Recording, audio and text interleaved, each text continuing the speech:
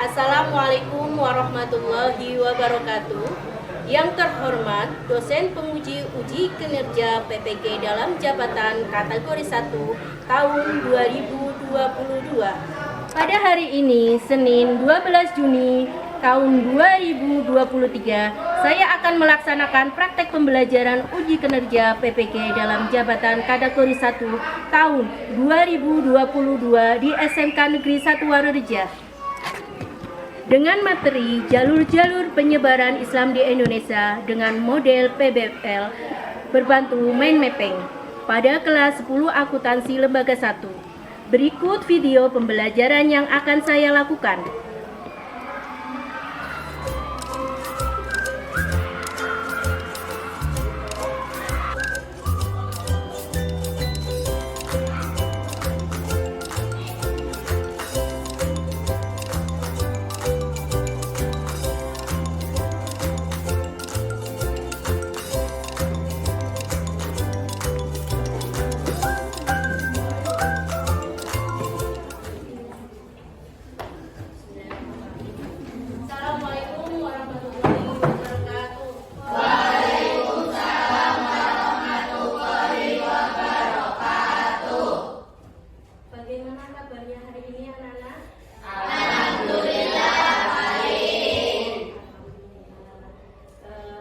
Kali ini kita bertemu lagi dengan saya pembelajaran sejarah ya.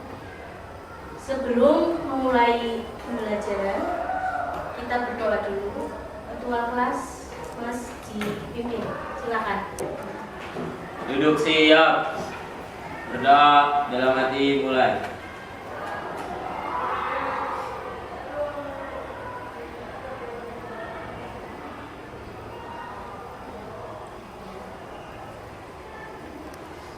Berdoa selesai. Iya. Saya cek kehadiran dulu ya. Barangkali ada yang tidak masuk.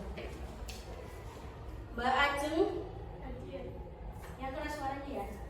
Al-Fazar, Mbak Alfi Fitratul Uyun, Mbak Ananda Aulia,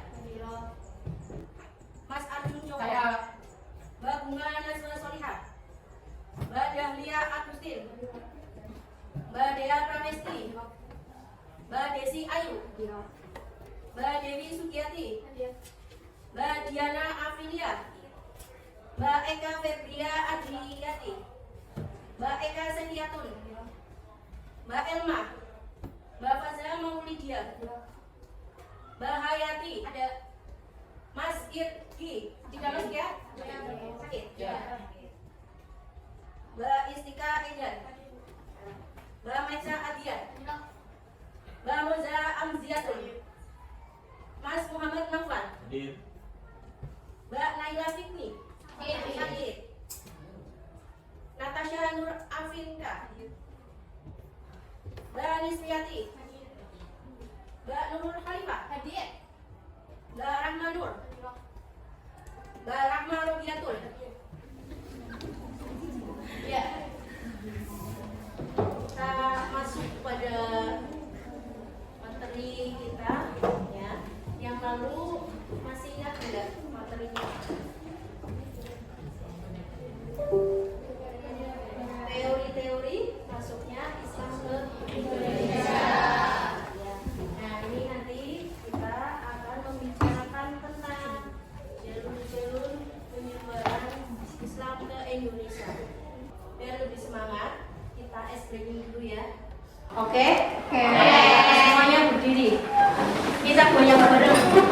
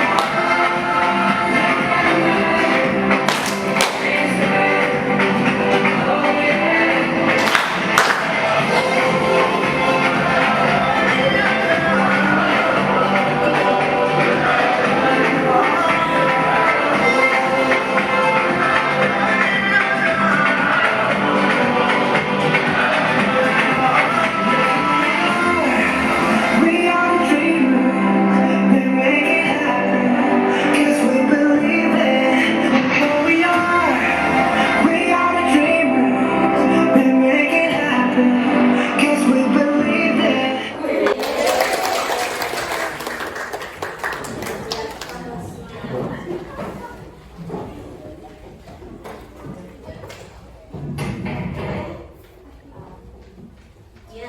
kita masuk ke pembelajaran. Ada yang tahu itu gambar apa? Ada nggak? Wali Songo. Ada yang tahu? Siapa saja Wali Songo? Diangkat tangannya. Iya, apa saja? Iya, apa lagi? Sunan Ampel, ya. Sunan Bonang. Sunan Giri. Sunan Gunung Jati. Kalijaga. Iya.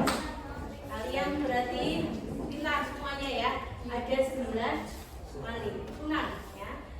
Nah, yang sampingnya itu apa? Gambar apa? Wayang. Iya, wayang.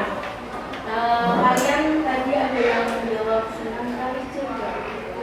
Itu merupakan metode yang digunakan oleh Sunan Kalijaga untuk menyebarkan agama Islam di Indonesia. Kenapa pakai wayang? Karena ketika sebelum datang ajaran Islam yang ada di Indonesia, itu ada ajaran sebelumnya Buddha. Nah, itu mengajarkan apa? Islam itu ada kebudayaannya yaitu wayang. Tetapi ketika Sunan Kalijaga menyebarkan agama Islam, wayang itu nanti dengan cerita-ceritanya, yaitu dengan ajaran-ajaran agamanya, ya. Nah, ini nanti kita akan mempelajari jalur-jalur penyebaran Islam yang ada di Indonesia.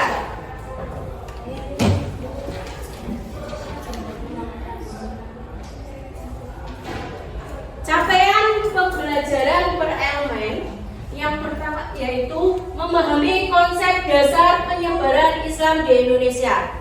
Ya, itu pembelajaran yang akan kita capai. Kemudian ada tujuan pembelajaran pada pagi ini. Coba Mbak dibaca. Kelihatan nggak? Yang kelas Ya. Yang kedua, menyimpulkan proses penyebaran agama Islam di Indonesia. Yang ketiga, mengkomunikasikan proses penyebaran agama Islam di Indonesia. Yang keempat, membuat laporan hasil analisis proses penyebaran agama Islam di Indonesia. Iya, tepuk tangan. Kemudian manfaat mempelajari jalur-jalur penyebaran Islam di Indonesia. Dibaca Mas, yang keras suaranya. Dapat mengetahui perkembangan Islam di Indonesia. 2. Untuk mendapatkan informasi mengenai kebudayaan Islam di Indonesia. Iya, jadi nanti kamu ketika habis mempelajari penyebaran Islam di Indonesia, manfaatnya itu apa? 1, 2 ya. Tuh. Nah, ini motivasi pada pagi hari ini. Motivasinya apa? Ini yang suka kecewa ya, ini yang selalu dikecewakan. Mereka yang terlalu dalam terluka disebabkan jauh meninggalkan cinta kepada Allah dan Rasulnya. Yang sukanya kalau malah menangis, menangisnya bukan ketika sujud ya, menangisnya misalnya galau ya. Itu karena apa? Jauh dengan apa? Allah dan Rasulnya. Maka kita harus apa? Selalu ingat sama Allah dengan cara apa? Sholat waktu ya. Terus cinta dengan Rasul dengan selalu apa? Sholawat ya. Biar hati kita tenang ya. Ya. Kita lihat dulu.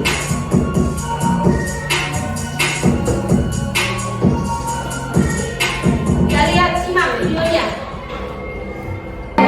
Sejarah makam Syekh Maulana Syamsuddin, sang penjaga laut pantai Widuri Pemalang.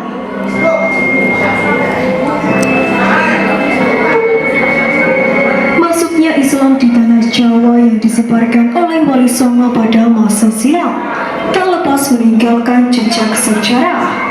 Salah satunya pantai utara, termasuk pantai Widuri Pemalang sejak dahulu merupakan merupakan salah satu jalur utama yang sering disinggahi oleh para saudagar dari mancanegara, seperti dari Gujarat Arab, India, Pakistan, Inggris, Portugis hingga VOC Belanda.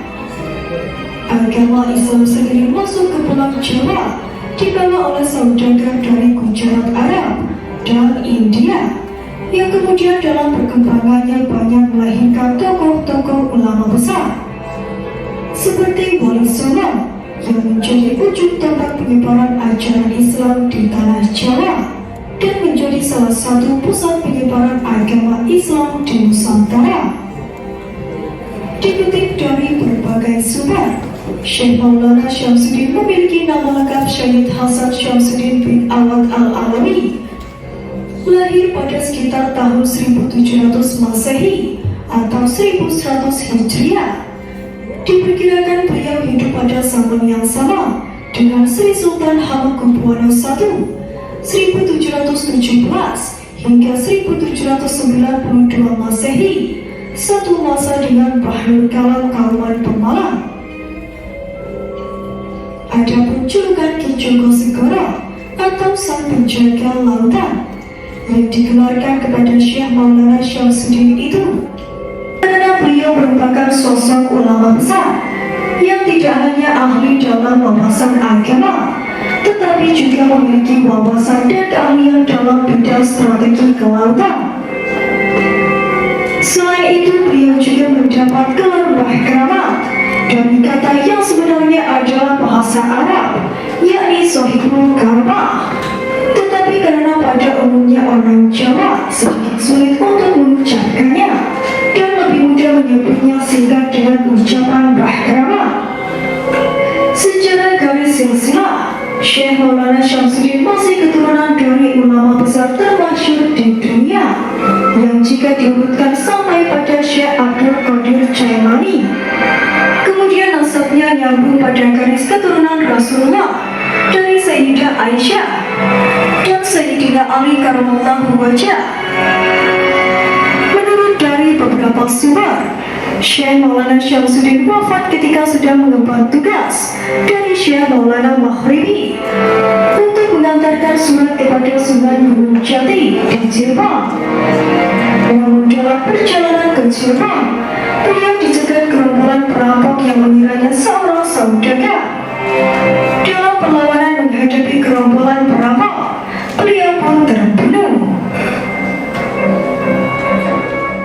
Di mana itu tadi videonya? Di Duri. Ada yang sudah pernah ke sana? Sudah. Ke Durinya apa ke makamnya? Makamnya. Yang sudah pernah siapa? Mas Novel sudah. Coba diceritakan di sana ada apanya? Saya dan kawan-kawan berziarah ke makam Ki Syekh Maulana Syamsuddin. Di sana banyak ziarah yang datang dari luar kota Pemalang. Banyak di sana saya melihat. Ada apa udang di sana? Oleh-olehnya? Iya. Ya, banyak. Iya, bisa makam Mbah Samsudin. Kita mengenalnya itu makam Mbah Samsudin. Mbah Samsudin itu merupakan salah satu wali yang menyebarkan agama Islam di mana? Di Pemalang dan sekitarnya. Di sana itu desanya namanya Sugiwaras itu sangat kental sekali dengan ajaran-ajaran Islam sampai sekarang. Ada pondoknya, sekolahnya ketika dulu Umi sekolah di situ itu anak-anaknya tentang Islam itu dalam sekali apalagi mungkin yang di pondok kayak Mas Novel di pondok ada pembelajarannya Amsilati ada, Amsilati ada. Iya, ketika itu Umi nggak tahu. Nah itu sih, itu teman-teman yang di situ tahu. Karena apa? Di situ merupakan rukun Islam Jadi itu salah satunya. Nah berkaitan dengan ini tadi videonya itu kan udah Duri Kalau di Duri mungkin kamu jalan-jalan kalau di situ ziarah. Itu letaknya di mana? Dekat pantai. dulu penyebaran agama Islam itu berada di mana? Kalau di Jawa itu pantai utara, dari barat sampai timur itu perkembangan agama Islamnya sangat kental sekali. Itu salah satunya. Nanti kenapa pantai? Nah, itu nanti kalau para pedagang, nanti ada jalur-jalur perdagangan di Indonesia, ya. Jalur. Tadi berkaitan dengan video tadi, ya, kita akan membahas apa? Nanti kamu akan membahas apa? Peta konsepnya. Jalur-jalur perdagangan Islam yang ada di Indonesia. Nanti kalian akan bahas jalur perdagangan, jalur perkawinan, saluran pendidikan, kemudian ada saluran ajaran tasawuf, kemudian saluran kesenian dan saluran dakwah. Nanti ada 6 saluran-saluran ajaran penyebaran ajaran Islam yang ada di Indonesia. Melalui apa nanti pembelajarannya? Nah, nanti kalian berkelompok. Kita memakai PBL. PBL itu apa sih? Problem based learning. Jadi nanti memecahkan masalah tadi, masalah-masalah itu ya. Jalur-jalur penyebaran Islam yang ada di Indonesia. Berbantu apa? Mind mapping. Peta konsep. Nanti Bu Umi sudah nge-share ke apa ya? Ini grup kalian, ya, grup kelas, grup sejarah. Itu contoh-contoh mind mapping. Nanti kalian bisa lihat. Ya, bisa dilihat nanti ya. Bagaimana cara membuatnya? Seperti ini ya. Bisa seperti itu. Sekarang kalian berkelompok. Sebelum itu saya jelaskan dulu. Ada 3 penilaian. Yang pertama ada penilaian sikap. Ya, sikap kamu ketika dari awal sampai akhir pembelajaran itu nanti mengambil nilainya. Yang kedua ada penilaian pengetahuan. Nanti di akhir kalian mengisi Google Form. Ya, ada 5 pilihan ganda. Nanti di situ nanti kamu remedi ataupun pengayaan. Remedi berarti nilainya yang kurang dari 75, KKM-nya 75. Yang pengayaan bagaimana? Pengayaan berarti yang lebih dari 75. Kemudian nanti ada nilai keterampilan. Nilai keterampilannya saya ambil dari apa? Ketika kamu maju presentasi. Ya.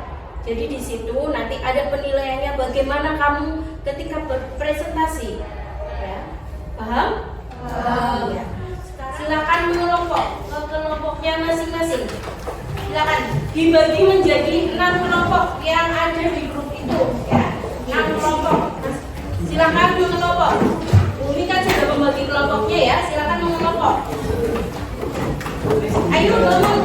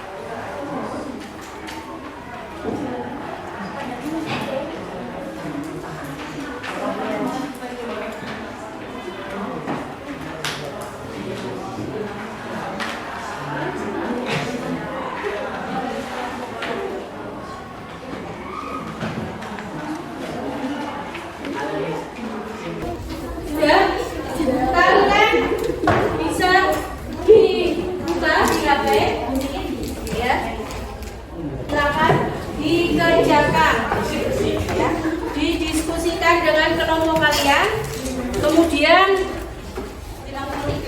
dituangkan dalam mind mapping. Ya. Silakan dikerjakan.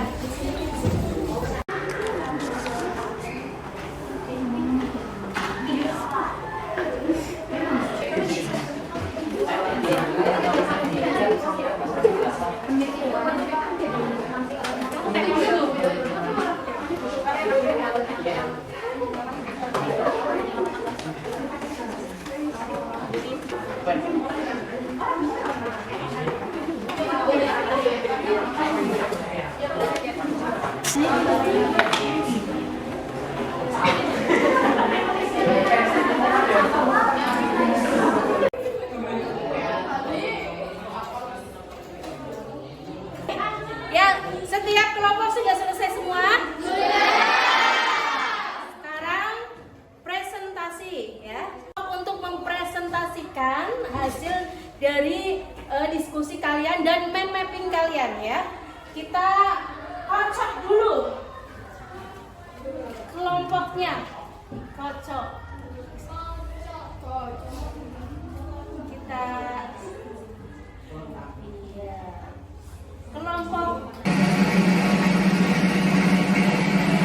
siapa yang maju kelompoknya?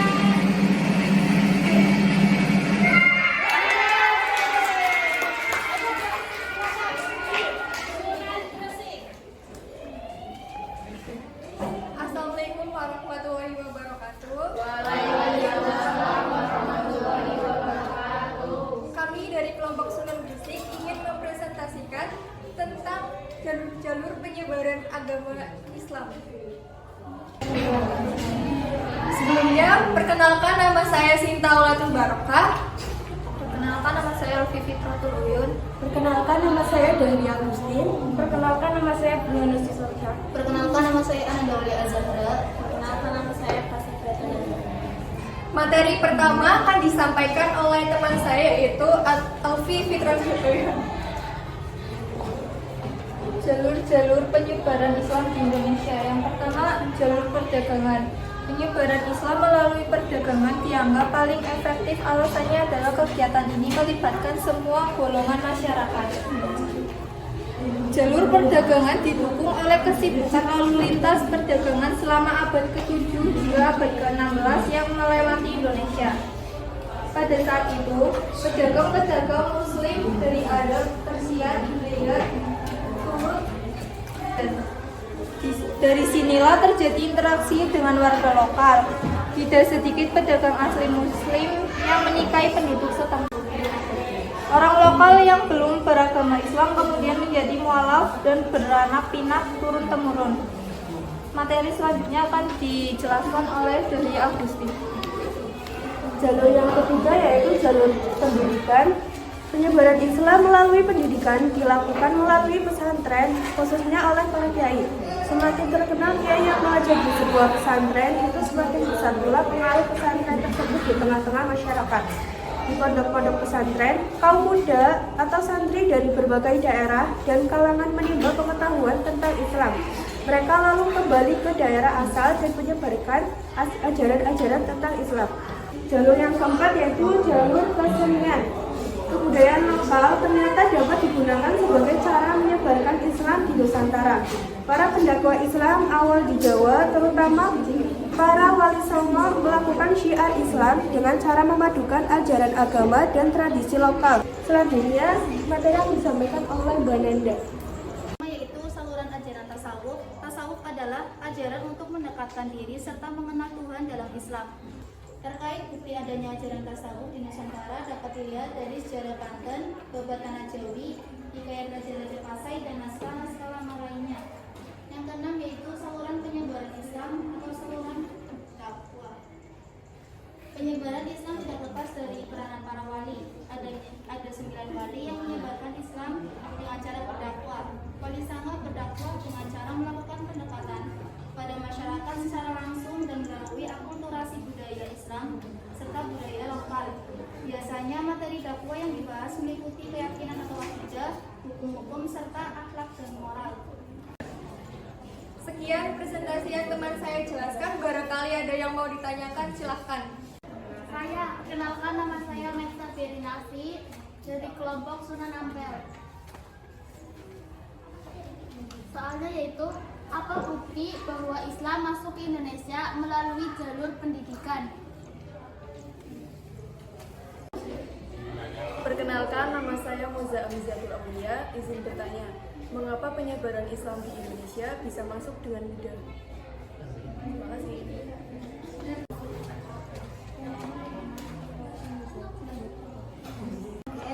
Saya akan menjawab pertanyaan dari Mas.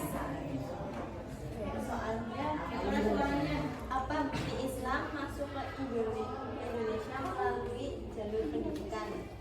Ya, cara masuknya Islam melalui jalur pendidikan adalah dengan mendirikan sebuah pesantren. Pesantren pertama di Indonesia adalah pesantren Sidogiri. Pesantren ini didirikan oleh Sayyid Sulaiman dengan dibantu oleh Kiai Aminullah.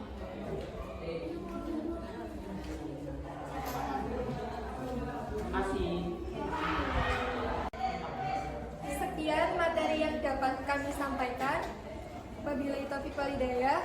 Wassalamualaikum warahmatullahi wabarakatuh. Waalaikumsalam warahmatullahi wabarakatuh. Untuk kelompok selanjutnya.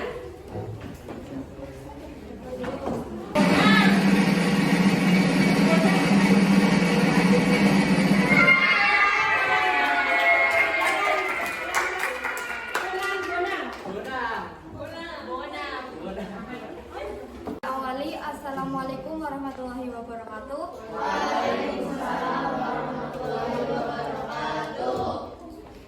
Perkenalkan, nama saya Dewi Sugiati dan teman-teman saya di sini. Perkenalkan, nama saya Siti Nurwalida. Saya Istika Enggar Febriani. Saya Rahmanul Maifa. Saya Satarina. Kami dari kelompok Sunan Bonang akan menjelaskan tentang jalur-jalur penyebaran Islam di Indonesia. Selanjutnya akan dijelaskan oleh Mbak Siti Nurwalida. Jalur-jalur penyebaran Islam di Indonesia yang pertama itu ada jalur perdagangan. Perdagangan kaum saudagar asing sudah masuk ke Nusantara sejak awal Masehi. Jalur perdagangan inilah yang dinilai sebagai langkah awal penyebaran agama Islam di Kepulauan Nusantara. Yang kedua, ada jalur perkawinan. Perkawinan banyak pedagang asing muslim yang menyambangi kemudian memutuskan untuk menetap. Mereka mendirikan perkampungan orang Islam biasa disebut dengan istilah pekojan. Dari sinilah terjadinya interaksi dengan warga lokal, tidak sedikit pedagang asing muslim yang menikahi penduduk setempat. Yang ketiga ada saluran pendidikan. Saluran pendidikan juga berpengaruh dalam penyebaran agama Islam di Indonesia. Seiring munculnya para ulama, kiai atau guru agama yang kemudian mendirikan pondok pesantren dan memiliki banyak murid atau santri pada masa Kesultanan Demak sebagai kerajaan Islam pertama di Jawa. Yang kelima ada saluran ajaran tasawuf. Tasawuf menurut KBBI adalah ajaran, cara, dan sebagainya untuk mengenal dan mendekatkan diri kepada Allah sehingga memperoleh hubungan langsung secara sadar dengannya. Selanjutnya sesi tanya jawab, ada yang mau bertanya? Saya Arjuna Joko Pamungkas dari kelompok Sunan Ampel mau bertanya, metode manakah yang paling mempengaruhi penyebaran Islam? Saya akan menjawab pertanyaan dari Mas Arjun.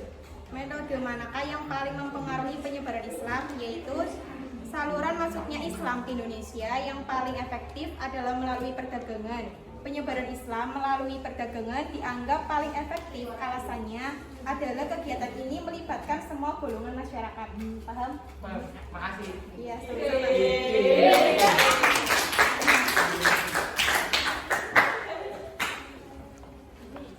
Sekian dari kelompok kami yang bisa kami sampaikan. Kami akhiri. Wassalamualaikum warahmatullahi wabarakatuh. Waalaikumsalam warahmatullahi wabarakatuh. Ya.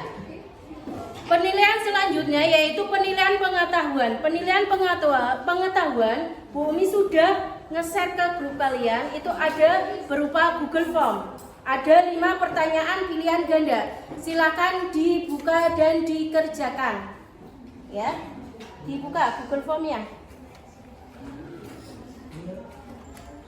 Di kelompok. Ada nggak? Masa sudah? Sudah.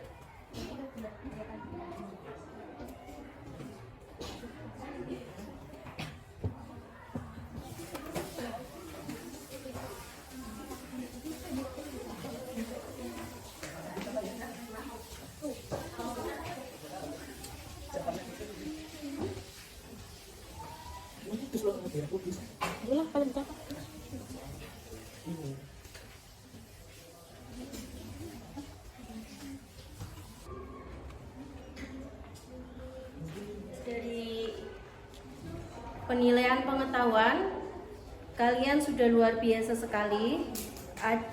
Cuma ada 2 anak yang remedi, ya. Berarti tadi di bawah KKM. Ya, ada Mbak Dahlia dan Mbak Istika. Ya, nanti Bumi kirim remedinya, ya. Nanti yang lain juga ada pengayaan, ya. Untuk persiapan minggu depan, nanti kalian di rumah dipelajari, dibuka dulu tentang kerajaan-kerajaan Islam yang ada di Indonesia, ya. Kalian dibaca. Untuk minggu depan kita membahas tentang kerajaan-kerajaan Islam yang ada di Indonesia. Mind mappingnya dikumpulkan dengan lembar kerja peserta didik. Kemudian kembali ke tempat masing-masing. Ayo.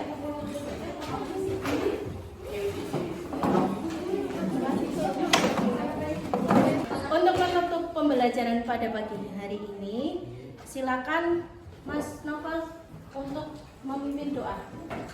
Alangkah baiknya sebelum kita menutup pembelajaran hari ini, alangkah baiknya kita berdoa. Berdoa dalam hati, mulai.